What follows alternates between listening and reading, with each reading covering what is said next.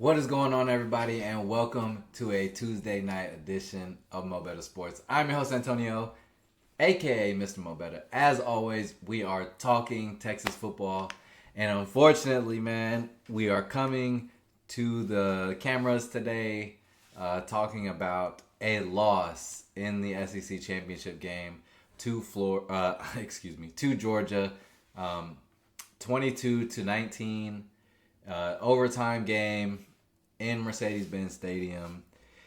It was a tough game, man. I'm not even gonna lie. This one is really hard. Even now, we're 3 days past it, and this one is difficult to digest. Watching that game back again, what this game is going to be remembered for, unfortunately, is not going to be the efficiency of Quinn.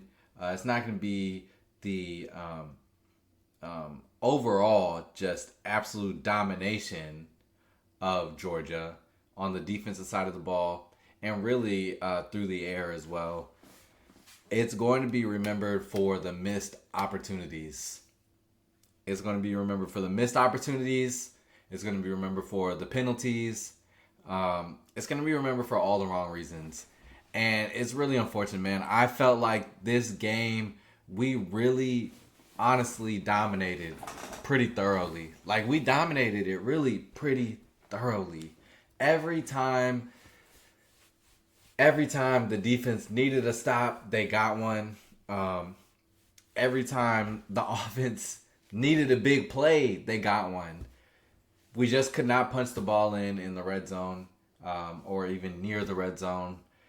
Every time we got close or we had big plays happen in the red zone that would have pushed us inside of the 10, inside of the 5, there was a penalty that would set us back behind the chains. It was just like everything that could go wrong did go wrong. Everything that could go wrong did go wrong. We forced turnovers. We had multiple turnover opportunities that 3 fumbles don't bounce our way. Have an interception where Jalen Gilbo, if he's not celebrating and turns around and blocks, I believe it was Lucky. It was either Lucky or Delpit on that interception late in the fourth quarter. That's an interception return for a touchdown. That puts us in the lead. Probably wins us the game. So many things went wrong. And so many things we did right. And it's just like one of those, it's perplexing, it's frustrating, and it's really hard to it's hard to digest, man. It's hard to digest because I felt like we really played, outside of some mistakes offensively. Texas played an excellent game. They played an excellent game. From the jump, though, it felt like it was going to be one of those games where, we were going to overcome some adversity. The opening drive, as Quinn is wheeling and dealing and he's slicing and we're getting the ball moving on a third and 9. He throws a pass that deflects off of Isaiah Bond's forearm and is intercepted by Dalen Everett, who, good Lord, Dalen Everett by himself has single-handedly been a freaking just nightmare for Texas. Lord, bro, he had both interceptions, if I'm not mistaken. He had both interceptions in the game. The first one to Isaiah Bond, second one to Matthew Golden. The first one, not Quinn's fault. Not Quinn's fault. It literally hit Isaiah Bond in his forearm. He's got to catch the ball. Second one, absolutely Quinn's fault. It was 3rd and 17, and there was no reason to throw the ball even close to Dalen Everett or inbounds to Matthew Golden. He was covered. That was a bad one. Even though they didn't end up getting points, Georgia didn't end up getting points off of the Dalen Everett second interception. It still was it was a field flipper. It took time off the clock. It gave them a quick possession. It gave them a good setup, and it put unnecessary strain on the defense. Man, there's just I can go on and on about all of the unlucky breaks that we got.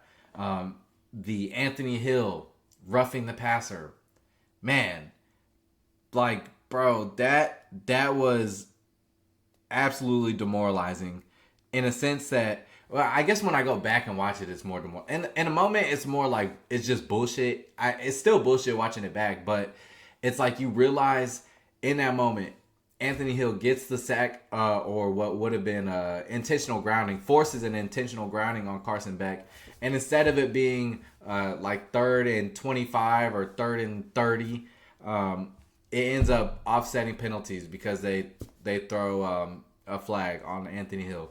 And then later in the game, they don't throw the flag on Georgia when Quinn is sandwiched in the backfield after he's thrown the ball. No penalty there. It's just like there's just so many things. There's so many things you can point to that I don't want to say like are reasons.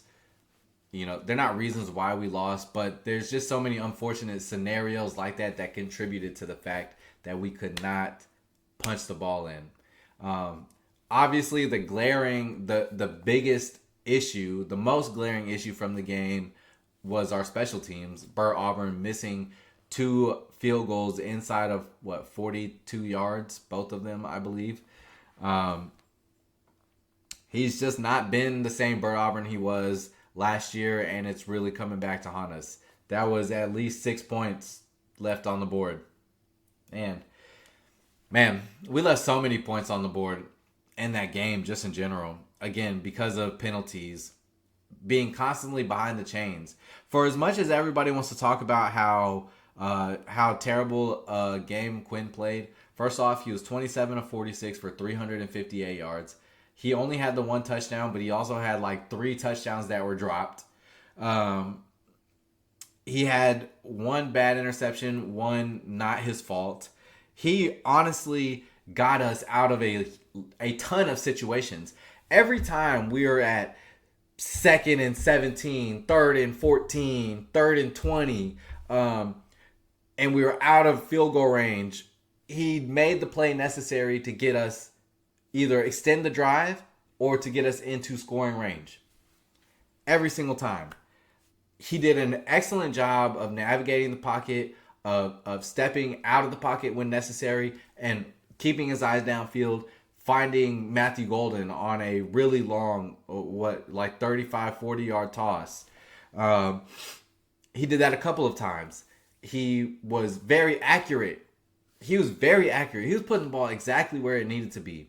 We had a couple of drops. Ryan Wingo had a big drop against Dalen Everett. That would have probably been something like a 20, 25-yard gain. DeAndre Moore had a drop. Even though DeAndre Moore and Matthew Golden both broke out for over 100 yards receiving, Matthew Golden had a hell of a game. He also had a drop touchdown.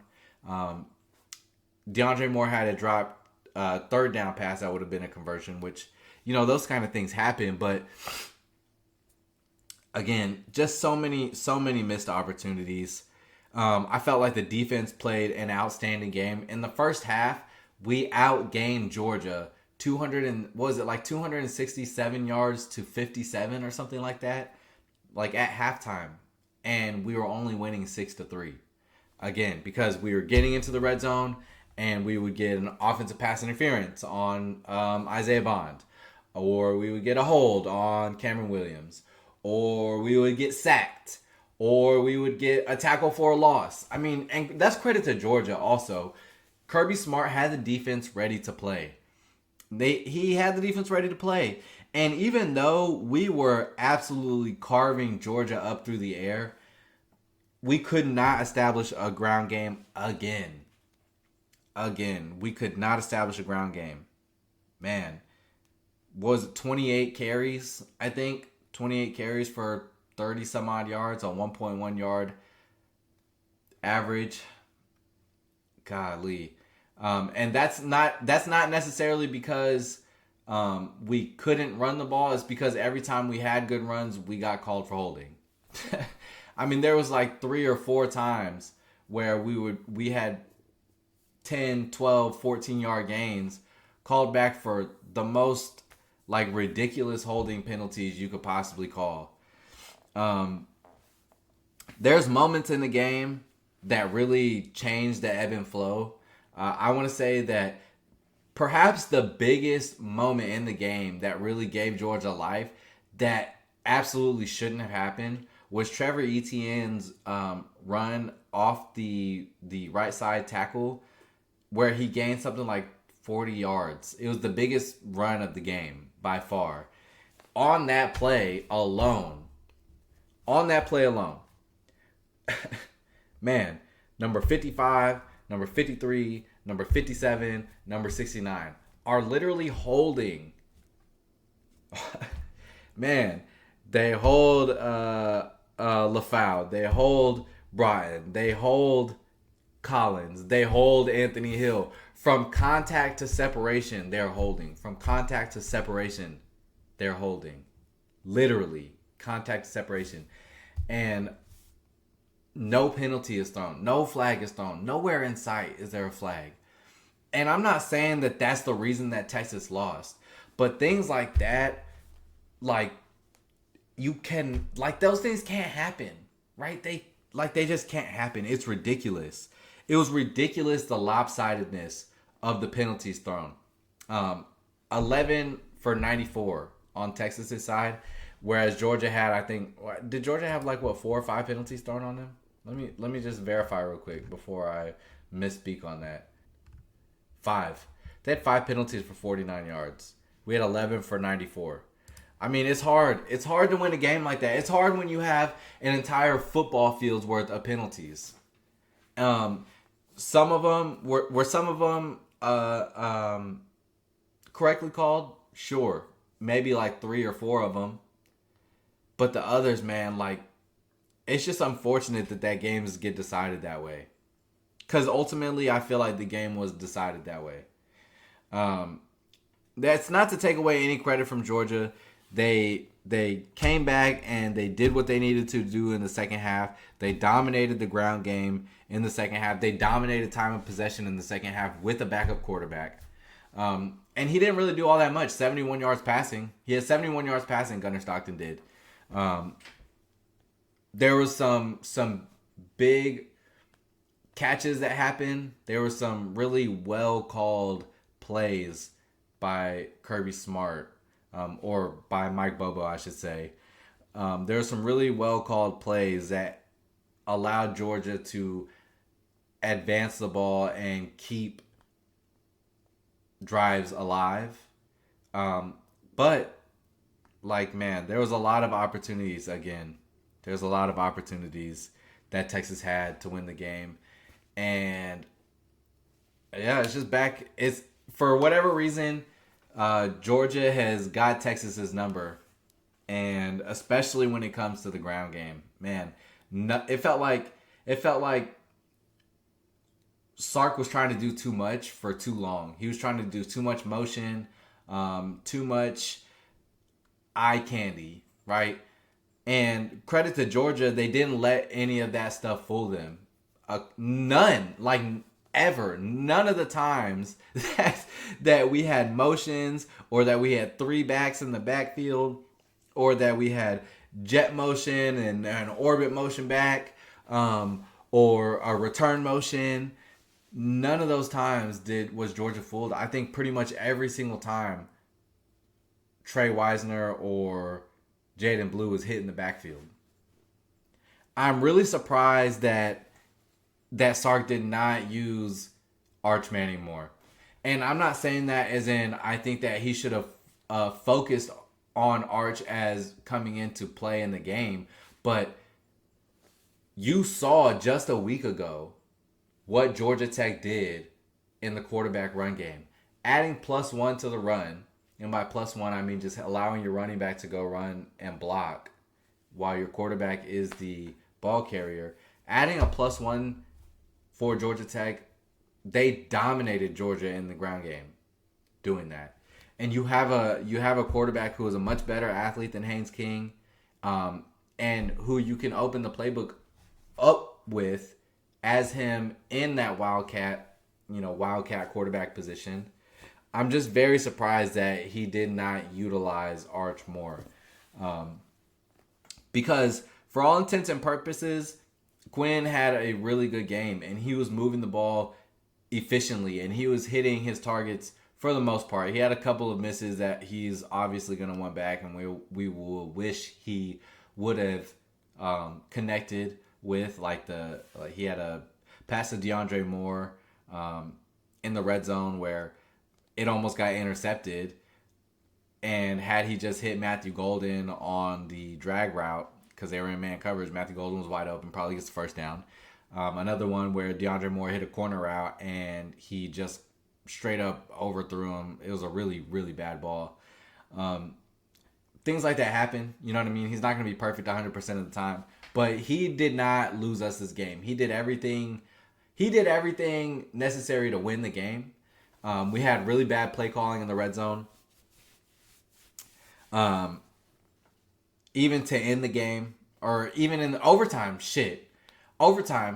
when Sark finally decides to use Arch, we pick up 5 yards on 1st and 10. It's 2nd and 5, and we go 3 straight attempts to the end zone. And then we ultimately have to settle for a field goal. Right? Like, the coaching mistakes, hey, you know what? That's what it is. Kirby just out-coached Sark. And I think Sark out-coached himself a little bit.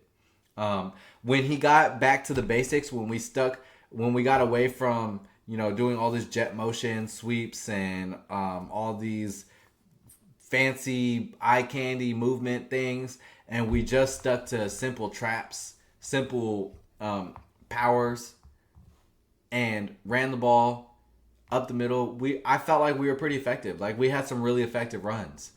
I felt like he tried to force runs a few times when he didn't necessarily need to, but then I felt like he didn't run times where it would have been a lot more effective. So I just think that Coach Sark got out-coached, unfortunately. And at the end of the day, like, the missed opportunities were just insurmountable. The missed opportunities combined with the penalties, combined with the bad execution, the lights probably just shined a little bit too bright for us. And that's so unfortunate, because when you look at the end of the game, we dominated in total yards. They killed us in the ground game, but that was more so they got a couple of runs that popped off. I promise you, if you go back and watch the game, pretty much every run where they had big chunk yardages, there was a hold somewhere on the offensive line that wasn't called. And that's not me being a facetious, a sore losing fan. Like, it's simply, if you would call it on us, you should call it on them. And the same things that were called on us were not called on them, right? So outside of a few chunk runs, we played excellent football. Andrew Makuba is a fucking dog. Colin Simmons and Baron Sorrell, the D-line, played outstanding. The front seven really played outstanding. I think we still need work in our run fits. Anthony Hill still needs some work in run fits.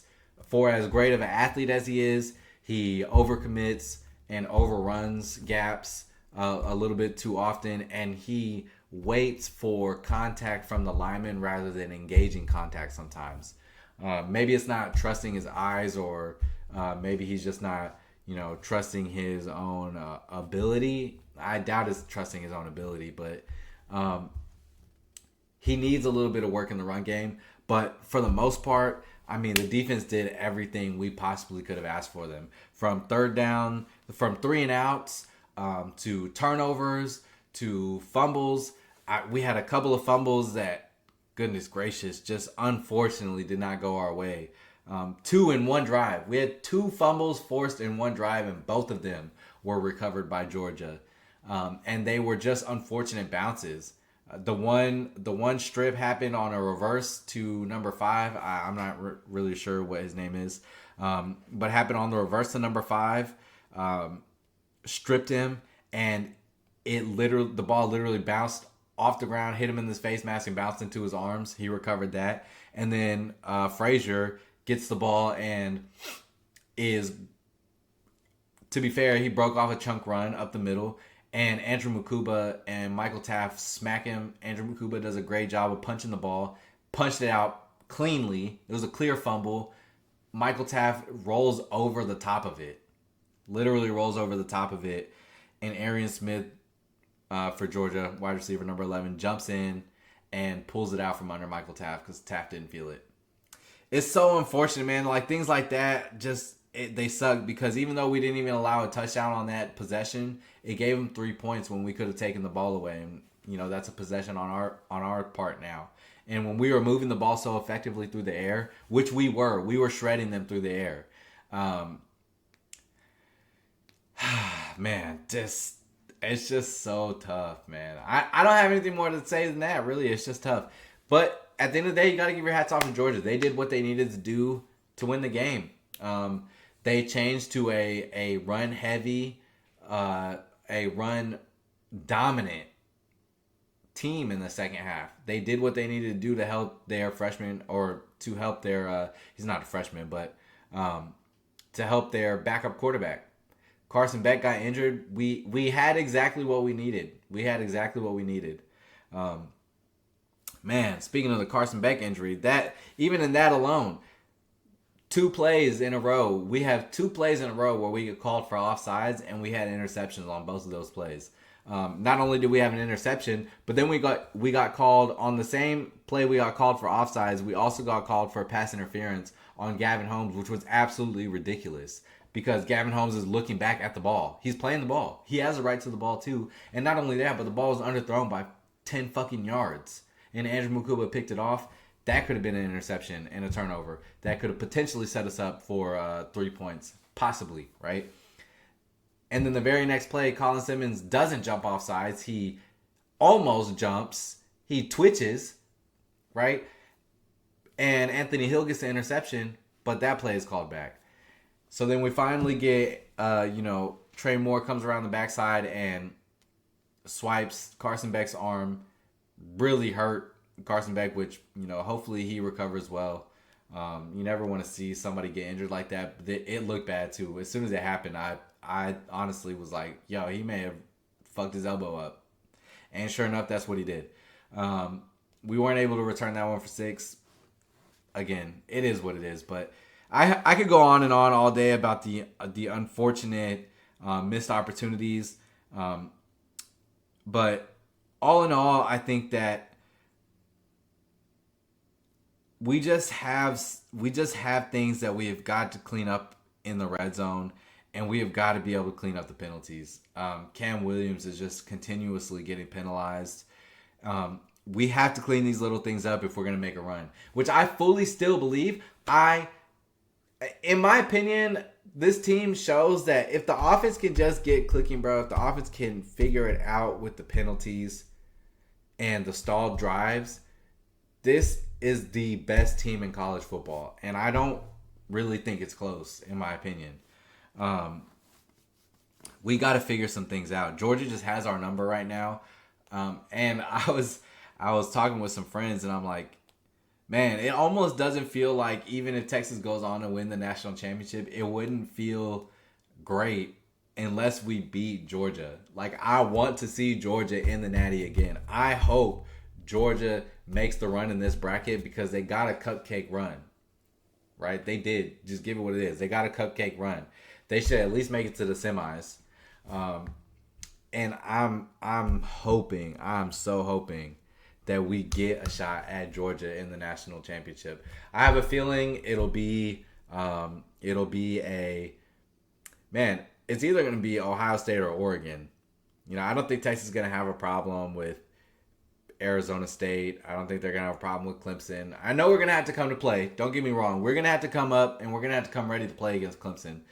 But I have a feeling that we're going to have a good game against that game plan. And that's no discredit to Dabo and Clemson's team. They're a good team, but I just think we're a notch above them. We'll get into breaking down some Clemson film. We got a whole week, so we're definitely going to get into the nitty-gritty of that. And really, get into breaking down some Clemson film and see what we're going to expect from that team. But Yeah, I guess all that we can do now is we took this L. We're gonna have to take it on the chin. Um, we still made it to the conference championship. You know, I guess there's no such thing as moral victory in football, right? But there can be some consolation as fans to the fact that we've been to back-to-back conference championships. We won one. Unfortunately, we came up 3 points short in one. I still think that we have the team 100% to win the national championship. Led by this defense, this incredible, really historically good defense on Texas's end. Obviously, the All SEC rankings or awards came out today. We'll talk about those in another video. Absolute bullshit, in my opinion. So many players got snubbed. Even coaches, coaches across the country, got snubbed in the awards that were given out. Just so many things wrong, but especially in the SEC, the All SEC awards. The fact that Taft Daddy isn't there, the fact that Anthony Hill is a second team, the fact that Makuba is third team, that we don't see any mention of Baron Sorrell there's several players, right? Matthew Golden didn't get anything in there. It's crazy, bro. But it is what it is. The awards are what they are. Who cares? We know what kind of defense we have, and I think we have a defense that can get us to the national championship game. And we have an offense that can really put teams away if we just get it clicking at the right time. We see what the offense is when they are clicking, man, and we just got to get it in gear. Hopefully, this week off will give Sark some time to really scheme some good running scheme. Man, we have got to establish a ground game like we found in the final 2 weeks of the season. Where we're rushing for 150 plus, 200 plus. We've got to be able to find that. And it felt like we had that, but to be fair, without Kelvin Banks, Trevor Gooseby played an excellent game, but you can see the youth in his play. You can see the youth in his awareness, right? So we got to get everybody back healthy. Having Kelvin Banks back healthy is going to be a tremendous help. Hopefully we can get Isaiah Bond back. He's been gimpy all season. I just don't see that ankle really being healed up enough to make him as effective as we hope, or as we had hoped he would be. So we're going to have to really get the other receivers incorporated. Obviously, we're doing a great job of getting Matthew Golden incorporated, as I've been saying all season we needed to do. Silas Bolden has come up massive in massive situations, so he's really earning his keep in that receiver room as well. I think we have a team that if everybody can get gelled on offense, and we can figure out the red zone woes, and we can figure out how to establish a running game, really no matter what, especially with the dudes that we have up front. We have really big humans up there. Texas is going to be a problem for any team they face, period. But I think that we have the team that can make the run to the Natty. We'll see how it goes. That's all I got for y'all today, man. Again, we'll get into breaking down. I really want to break down this Georgia SEC game, the SEC championship. I'm sorry, just so that way y'all can understand. And I'm sure if y'all have watched the games over, y'all probably realize. But just so that y'all can really see the missed opportunities, and really just all the things that kind of went wrong in the game that we could have avoided. Some we could have avoided, but really the missed opportunities that we had that really would have turned the tide to the game.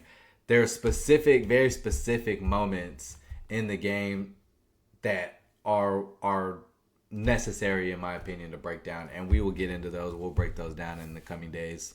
But for now, this is all I got for you, man. Texas loses a very heartbreaking thriller in the SEC championship. in overtime, 22-19 to Georgia. We are now set to take on Clemson on the 21st here at home in the first playoff game. The only good thing that came out of the loss is that we will be hosting a playoff game. And in my opinion, it might actually be better that Texas is playing a game and does not get a first round bye. That way we don't get rusty. Because at this point, we can't afford to get rusty. We stay gelled, we stay playing, we stay get the offense moving, get them cranking. And when it comes time to play Oregon or Ohio State or Arizona State or whoever the hell else it is, we're going to be ready. Texas is going to be a problem.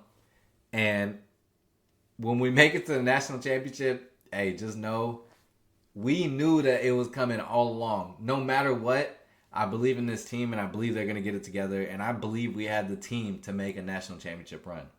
So, yeah, that's going to do it for me, guys. If y'all enjoyed the video, please do me a favor. Hit that subscribe button if you aren't already. Leave me your comments. Let me know what your thoughts and your opinions are, your feelings on the game. What do you think Texas could have done better? Let me know anything that y'all would like for me to discuss in future videos. Hit that like button. That way we get the video out to the algorithm. Y'all know it's all about the algorithm these days. And of course, turn those notification bells on so that you never miss anything we have coming for you. Because remember, no matter where you look, there's no better place than MoBetta Sports for your latest Texas football takes. I'm your host, Mr. MoBetta, and I'm out. Peace and hook 'em.